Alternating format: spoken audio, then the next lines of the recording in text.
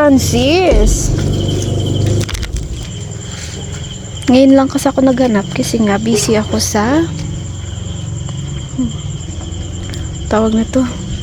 Busy ako guys sa tindahan. So ngayon lang ako maghahanap kay Badit.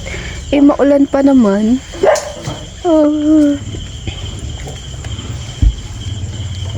Maulan. And also nakakatakot kasi kanal to guys. Tingnan yun, babang baba na siya. Kunting taapak na lang yan, mahulog ka na yan sa kanal.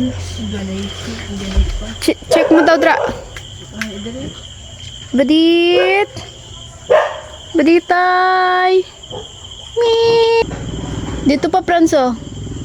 Dito. Dra, banda. Ay pa, kay makara ako. Wait lang guys, kay.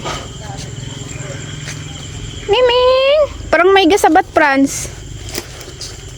Aray ko. Diyos ko nga pagkabasura here. Baditay! Badit! Ang niyak-niyak na ako nito. Di na naining akon ko rin. So, sa kabilang kanal na naman kami. Hindi ko na maintindihan kung nasaan ba talaga si Badet.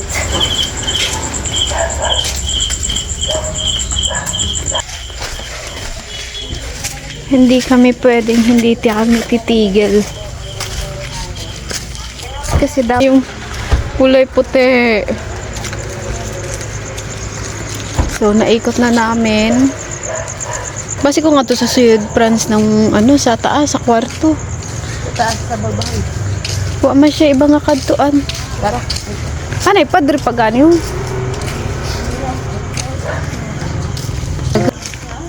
Badit. Baditay. Ha? La. Ang aking badit. Baba na kami ng aking ano.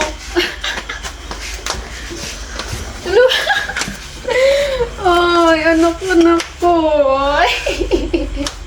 Yung kalahin na rin Nga, Wow, Lala iyang. syempre. Proud tino kay nakita pa na. Love-love ikaw ni mama.